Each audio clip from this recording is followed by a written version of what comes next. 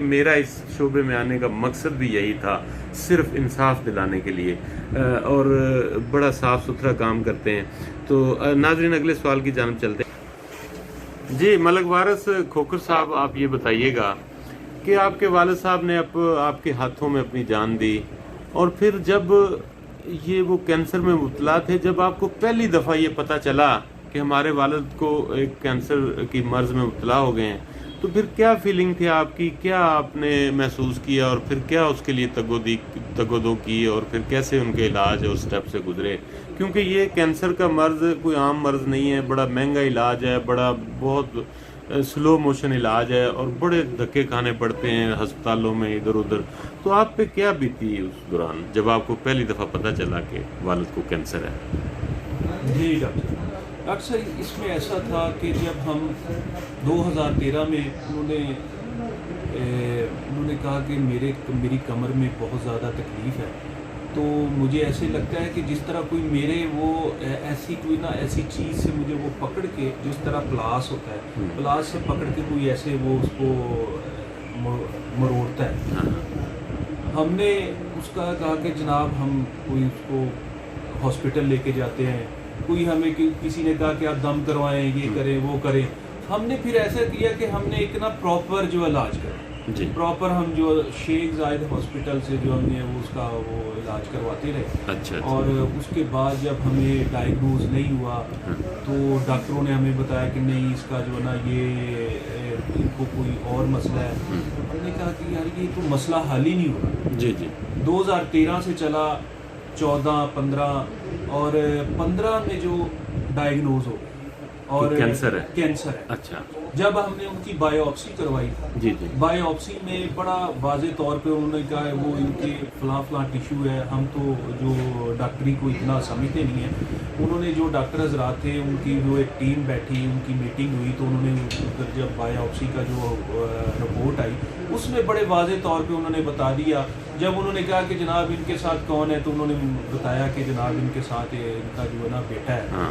تو والد صاحب کے ساتھ میں ہاسپٹل میں ہی ہوتا تھا، اور پھر انہوں نے کہا کہ جناب آپ ایسا کریں کہ ان کی جو ہے نا وہ انمول ہاسپٹل سے آپ ان کا جو نا اسکیننگ جو ہے نا وہ ان کی کروائیں، تو جو ہڈیوں کی جو نا کوئی ایسی وہ ایک ٹیسٹ ہوتا ہے وہ کروا کے لائے۔ جی ہم انمول ہاسپٹل میں لے گئے۔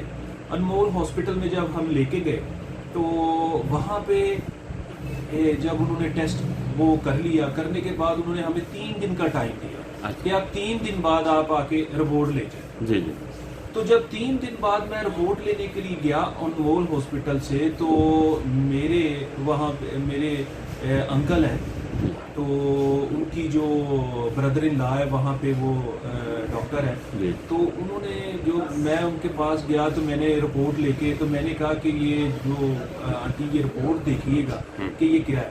وہ بہت پریشان ہو، اچھا، اور بہت پریشان ہونے کے بعد میں نے کہا کیا ہوا؟ انہوں نے کہا نہیں وہ آپ کو بتاتے ہیں جو ہے۔ وہ ایک جو سینئر ڈاکٹر ہیں جو اس فیلڈ کو دیکھتے تھے، ان کے پاس مجھے وہ لے گئے، اور انہوں نے مجھے تحمل سے بڑے آرام سے مجھے یہ بتایا کہ آپ کے والد صاحب کیا کرتے تھے۔ میں نے کہا جی والد صاحب میرے محنت مزدوری کرتے تھے، اور انہوں نے کہا جی کہ ان کو ہڈیوں کا کینسر ہو گیا۔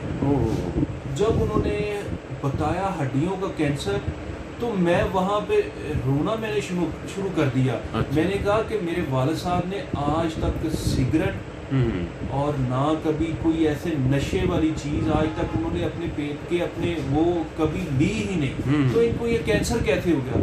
میں وہاں پہ اکیلا میں روتا رہا بڑی زور، مجھے نہیں پتا کہ میں کیا کر رہا ہوں۔ میں اتنا رویا اتنی اونچی آواز میں سارے لوگ اکٹھے ہو گئے کہ یار یہ اس لڑکے کو کیا ہوا ہے۔ تو میں اپنے جس طرح کہتے ہیں نا کہ بندہ مگن ہو کے میں رو رہا ہوں، اور مجھے کوئی چپ کروانے والا نہیں ہے، اور میں رو رہا ہوں، کبھی میں ادھر جا رہا ہوں، کبھی میں ادھر جا رہا ہوں، اور میں رو کے پاگل ہو گیا ہوں۔ اور میرا صرف اور صرف یہی سلوگن تھا، میرے باپ نے آج تک سگریٹ نہیں پیا، ان کو کینسر کیوں ہوا؟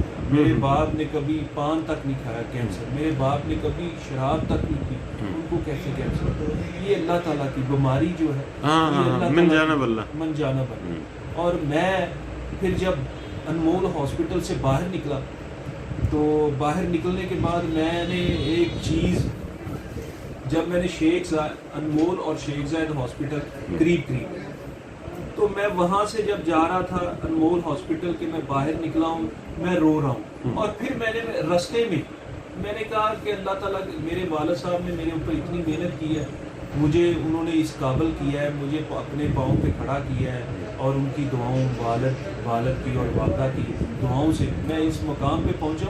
अब मैं रोऊंगा तो सब रोएंगे। हाँ, मुझे चाहिए कि उनको हौसला दें, अपने सही। बहन भाइयों को और अपनी वालदा को, हाँ, अपनी बिल्कुल, सिस्टर बिल्कुल। को, अपने भाइयों को हाँ। और अपने अजीज़ व अकारब को